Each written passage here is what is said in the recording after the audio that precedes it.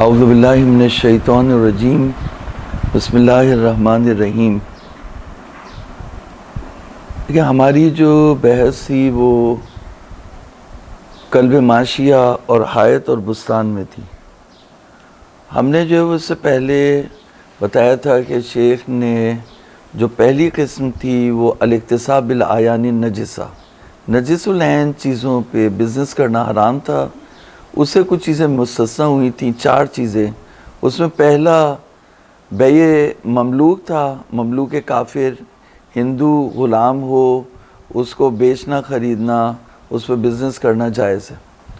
دوسرا جو ہے وہ دوسرا کیا تھا؟ دوسرا تھا شکاری کتا۔ اور تیسرا جو ہے وہ انہوں نے کہا ہے قلب الماشیت والحائط والبستان، قلب ماشیہ اور حائط اور بستان۔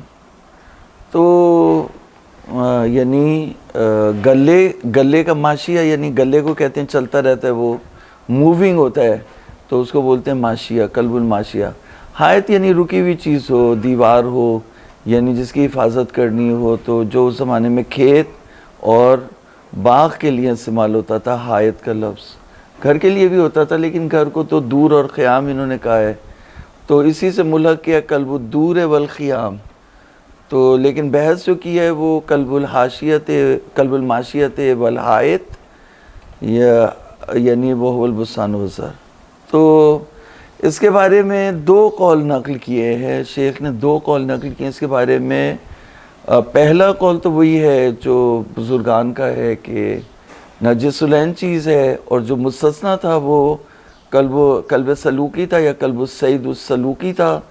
تو ان القلب الذی لا یصاد سہت ثمنہ سہت، یا ثمن القلب سہت، یا جو اعیان نجسہ کے بیچنے کی جو حرمت کی دلیلیں، وہ سب کی سب عمومات یہاں پہ شامل ہوتی ہیں۔ تو 2 قول ہیں یہاں پہ قلب الماشیت والحائط میں۔ اب شیخ ان 2 قولوں کے درمیان جو ہے وہ رسہ کشی ہو رہی ہے۔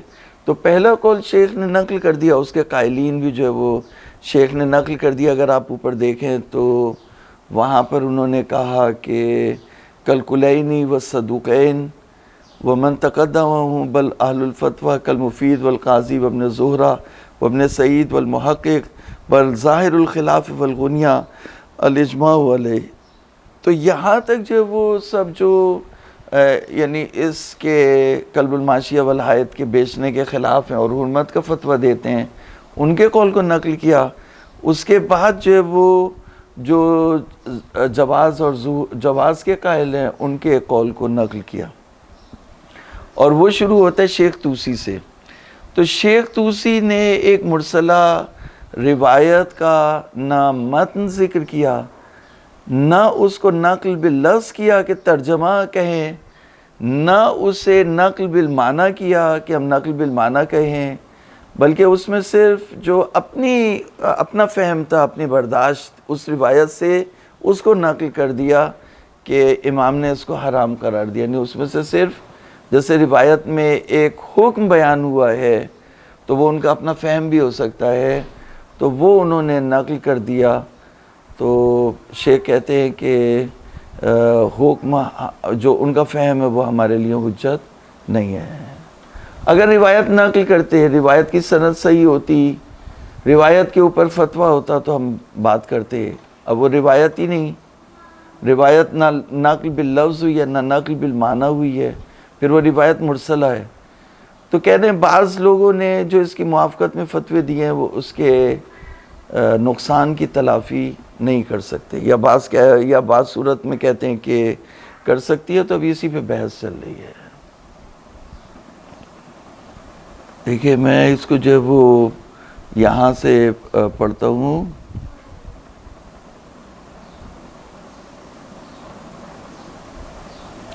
وَأَنْ سَلَّارِ، ٹھیک ہے واضح، انسلار تھوڑا سا اوپر سے جو ہے وہ وَأَنْ سَلَّارِ وَأَبِي صَلَاحِ وَابْنِ حمزہ وَابْنِ ادریس وَأَكْثَرِ الْمُتَأَخِّرِينَ كالعلامہ وولد السعید والشہیدین والمحقق الثانی وابن القطام والسیموری وابن فہد وغیرهم من متأخر المتأخرین ادا قلیل وافق المحقق کالسواری و تقی مجلسی و صاحب الحدائق و علامت طباطبائی فی مصابیح و فقیہ عصری فی شرح القواعد وهو الاوفق بالعمومات المتقدمۃ المانعات.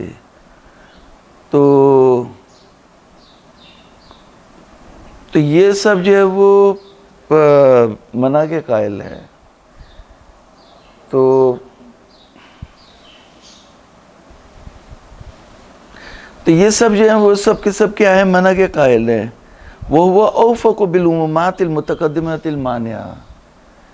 عمومات کیا ہے؟ سمن القلب سہتن، تو معلم تھا وہ نکل گیا، قلب معلم، قلب سائد یعنی جو شکاری تھا کتا وہ نکل گیا اس سے، استثناء سے.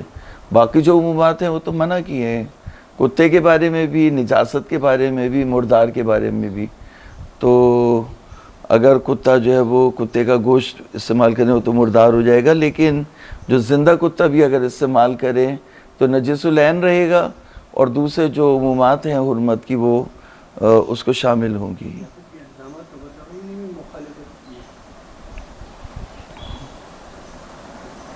علامہ طباطبائی نے بھی مخالفت کی ہے. اب اس میں جو وہ انہوں نے ادا قلیل وافق المحقق کا سزواری و تقی مجلسی، ان 3-4 کو جو کیا ہے، یہ اس میں شاید ان کا کوئی الگ سے، یعنی شاید یہ مطلقہ نجاسات کی حرمت کے قائل ہیں، جواز کے قائل نہیں ہیں یہ. لیکن جو باقی ہیں وہ تو شکاری کتے کے بیع اور اشتراک کو جائز قرار دیتے ہیں. یہ ان کا دیکھنا پڑے گا، ان کا دیکھ کے جو ہے وہ بعد میں بتا دیں گے آپ. اذ لم نجد مخصصا لها سوى ما ارسله في المبسوط من انه روی ذلك. مبسوط میں ایک مرسلہ طور پر انہوں نے یہ کہا کہ روی ذالک جا رہا ہے کس کے اوپر؟ جواز و بیع قلب الماشیت والحائط، یعنی جواز البیع فی قلب الماشیت والحائط المنجبر قصور سندی و دلالتہ لکون المنقول مضمون روایت لا معنیٰ ولا ترجمتها باجتہارہ بین المتاخرین. مضمون کے بجائے آپ لکھیں حکم روایت کو انہوں نے نقل کیا کہ بھئی قلب ماشیہ اور حائط میں جو ہے وہ جواز کی بات کو انہوں نے صرف نقل کیا ہے، نہ انہوں نے معنی روایت کو نقل کیا، نہ انہوں نے لفظ روایت کو نقل کیا. اس میں سے ایک چیز نکال دی وہ حکم، اور وہی اس کو نقل کیا، اس کو بول رہے ہیں مضمون. تو مضمون کے بجائے آپ حکم لکھ سکتے ہیں. تو یہ کون ہو گئے؟ شیخ طوسی ہو گئے. تو شیخ طوسی کو کم نہیں سمجھے، 300 مجتہدین ان کے بعد ان کی جو وہ کئی سو سال تک انہی کی تقلید چلتی رہی تھی، تو ان کو بولتے تھے مقلدہ، یعنی شیخ طوسی سے وہ نہیں ہٹتے تھے. پھر اس حصار کو جس نے توڑا ان کا نام تھا ابن حمزہ، ابن ادریس ہلی. وہ انہوں نے جو وہ شیخ کی مخالفت کا باب جو ہے وہ وہاں سے جو وہ اجتہاد شروع ہوا دوبارہ. تو کہنے کا مطلب یہ ہے کہ شیخ اگر اس کے قائل ہوئے ہیں تو یہ کوئی چھوٹی بات نہیں ہے، یعنی اس کا قول جو ہے وہ موجود ہے. بعد میں کہہ رہے ہیں بل ظہور الاتفاق المستفاد من قول الشیخ فی کتاب الاجارہ.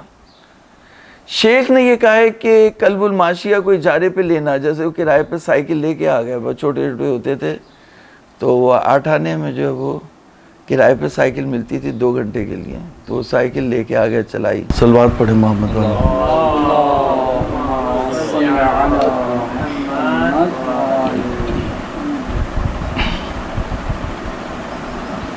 تو ہم بات کر رہے تھے مقاصد میں کہ شیخ طوسی جو ہے وہ اس کے قائل ہیں جواز کے، جواز و قلب الماشیت والحائط. تو شیخ نے یہ بات کہی کہ ان احد لم یفرق بین بیع هذه الکلاب و اجارتها. کسی نے منع نہیں کیا کہ ان کتوں کو کرائے پہ لینا غلط ہے، تو اس کا مطلب یہ ہے کہ اور کسی نے اجارے اور بیع میں فرق نہیں کیا، تو اس کا مطلب یہ ہے کہ ان کو بیچنا خریدنا بھی جائز ہے. بعد ملاحظت الاتفاق علی صحت اجارتها، اور اس پہ اتفاق ہے، اس پہ کسی نے مخالفت نہیں کی کہ ان کو اجارے پہ لینا یا دینا جائز ہے. ومن قولہ فی التذکرہ علامہ ہلی نے اس بزرگی کے ساتھ تذکرے میں لکھا یجوز بیع ھذہ الکلاب عندنا. عندنا کا مطلب یہ ہے کہ شیعہ مذہب. علامہ ہلی جیسا بندہ شیعہ مذہب کی نمائندگی کر رہا ہو اور وہ یہ کہہ رہا ہو کہ ان کتوں کا بیچنا جائز ہے ہمارے نزدیک ہمارے مذہب میں، تو اس کا مطلب ہے مذہب شیعہ میں کلب الماشیت والحائط کا بیچنا جائز ہے. فیکون ومن المحکی عن الشہید فی الحواشی. حواشی میں، اس کے حواشی میں یعنی تذکرہ کی بات ہو رہی تھی نا، تو تذکرے کے حواشی میں ظاہراً کہ ان احدا لم یفرق بین الکلاب الاربع، کسی نے جو ہے وہ کلاب اربع میں فرق نہیں کیا، 4 کتوں میں. تو 4 کتے، ایک تو مطلق شکاری کتا ہو گیا، ایک سلوکی ہو گیا، تیسرا جو ہے وہ کلب الماشیت تیسرا اور چوتھا معاشیت والحائط ہو گیا. فیکون ھذہ الدعاوی قرینۃ علی حمل کلام من اقتصر علی کلب الصید علی المثال لمطلق ما ينتفع به منفعۃ محللۃ مقصودہ. یہ کیا بات کہہ رہے ہیں یہاں پہ؟ یہ بات یہ کہہ رہے ہیں کہ ساروں کو اپنا ہم نوا بنائیں. کیسے؟ اگر کسی نے کہا ہے کہ صرف شکاری کتے کا بیچنا جائز ہے تو ہم یہ کہیں گے اس نے جب یہ کہا کہ صرف شکاری کتے کا بیچنا جائز ہے، یعنی ہر وہ کتا جس میں منفعت موجود ہو اس کی نظر میں اس کا بیچنا جائز ہے. اور اس نے مثال کے طور پر شکاری کتے کا ذکر کر دیا تو اس کی نظر میں یہ نہیں تھا کہ غیر شکاری کا بیچنا حرام تھا. اس کی نظر میں صرف آوارہ کتے یا ایسا کتا جس میں کوئی منفعت محلل مقصودہ نہ ہو اس کا بیچنا حرام تھا. تو ایسی توجیہ کریں کہ سارے ہماری طرف آ جائیں، کوئی مخالف نہ رہے. تو یہ کہہ رہے کہ یہ دعاوی جو ابھی ہم نے حواشی شہید سے نقل کیا، تذکرے سے نقل کیا، اور شیخ کی جو عبارت ہم نے نقل کی اور شیخ کا نظریہ، اس کے بعد یہ دعویٰ قرینہ بن جائے گا کہ جس نے اختصار کیا کلب صید کے اوپر، اس کے کلام کو ہم حامل کریں، چڑھائیں کس کے اوپر؟ جیسے وہ ایک ویل چیئر پہ خاتون ہے، وہ ہوائی جہاز میں نہیں چڑھ سکتی، سیڑھیاں نہیں چڑھ سکتی، تو اسے جو ہے وہ لے مین پورٹر جو چڑھاتا ہے ویل چیئر کے اوپر، لے کے اسے چڑھاتا ہے. کس میں چڑھاتا ہے؟ ہوائی جہاز میں. تو ہم چڑھائیں، کس کو چڑھائیں؟ کلام من اختصر علی کلب الصید، جس نے کلب صید کے اوپر اکتفا کیا اس کے کلام کو چڑھائیں کس کے اوپر؟ علی المثال لمطلق ما ينتفع به، کہ اس نے یہ جو نقل کیا ہے وہ مطلق مثال کے طور پر نقل کیا ہے، مثال دی ہے اس نے مطلق اس چیز کی جس میں فائدہ منفع محلل مقصودہ موجود ہو. کما یظہر ذلک من عبارت ابن زہرہ فی الغنیہ. ابن زہرہ نے غنیہ میں، ابن زہرہ جیسا محتاط اور یعنی پابندی کرنے والا انسان اور فقیہ جو ہے وہ بہت زبردست قسم کے فقیہ ہیں، سارے پلرز ہیں، ان کے بغیر جو ہے وہ فتویٰ نہیں ہوتا. اسی لیے جو ہے وہ فتویٰ دینے سے پہلے جو شیخ مفید سے لے کر ابن حمزہ، شیخ مفید اور ابن جنید سے لے کر اس زمانے کے جو مفتی ہیں، یعنی اس زمانے یعنی صاحب جواہر، اور اس کے بعد شیخ انصاری تک، اور اس کے بعد پھر جو ہے وہ شیخ سید الخوئی تک دیکھنا پڑتا ہے کہ جو ہے وہ انہوں نے کیا کہا. پھر اس کے بعد جو ہے وہ باری آتی ہے دوسری چیزوں کی. سب سے پہلے بزرگوں کے کلمات کو دیکھنا ہوتا ہے کہ انہوں نے کیا کہا اور کیا استدلال پیش کیا. کما یظہر ذلک من ابانۃ ابن زہرہ فی الغنیہ حیث یعتبر اولا فی المبین میں ان یکون مما ينتفع به منفعۃ محللۃ مقصودہ، ثم قال واعترضنا بقولنا ينتفع به منفعۃ محللۃ اما يحرم الانتفاع به. یہ کس کا کلام چلا؟ ابن زہرہ کا غنیہ میں. انہوں نے کہا، جب ہم نے کہا منفعۃ محللۃ مقصودہ مبی کے اندر ہونا چاہیے تو اسے ہم نے اعتراض کیا. کس سے اعتراض کیا؟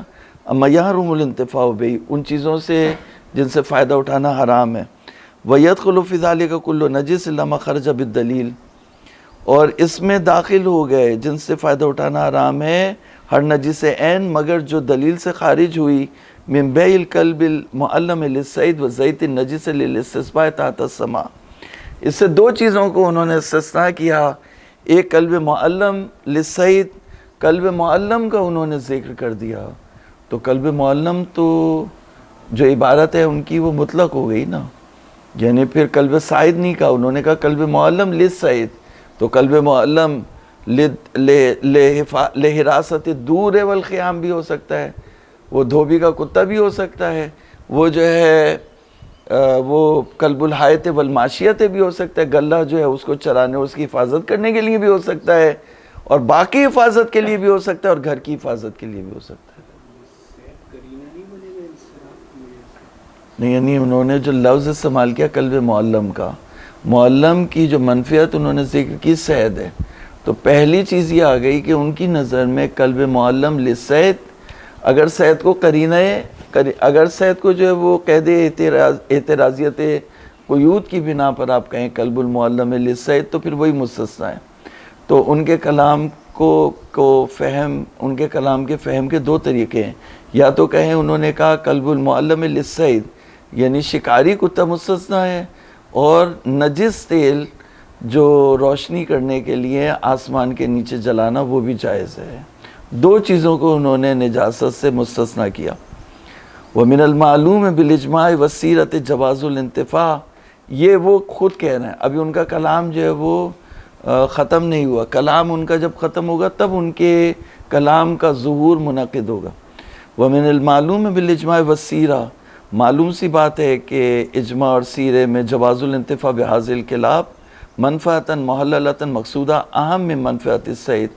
اور معلوم سی بات ہے کہ ان کتوں سے فائدہ اٹھانا جائز ہے، اور جو جواز کی جو منفعت ہے بسا اوقات وہ شکار کھیلنے سے بھی زیادہ اہم ہوتی ہے، اور وہ ہے گلے کی حفاظت یا باغ کی حفاظت یا گھر کی حفاظت. فیجوز بیعها، تو اس کا بیع جائز ہے لوجود القید الذی اعتبرہ فیہا. یہ شیخ کا کلام ہے تو شیخ نے استفادہ کیا ان کے کلام سے، شیخ نے ان کے کلام سے کیا کیا ہے؟ استفادہ کیا ہے. تو یہ شیخ کا اجتہاد ہے. لوجود القید الذی اعتبرہ فیہا، اس قید کی بنا پر جس کو انہوں نے اعتبار کیا ہے. تو قید کیا انہوں نے اعتبار کی؟ کلب المعلم. تو غیر معلم جو ہے وہ آوارہ کتا ہو جائے گا، جیسے سندھی میں بولتے ہیں لوسی کتو. تو آوارہ کتا جو ہے وہ اس کا بیچنا حرام ہے، اور کلب معلم کا بیچنا جائز ہے. اور منفعت محللہ میں انہوں نے صید کو ذکر کیا، اور شکار کھیلنا تو اتنی کوئی اہم چیز نہیں ہوتی، اس سے زیادہ ضروری چیزیں ہیں باغ کی حفاظت یا گھر کی حفاظت یا کھیت کی حفاظت.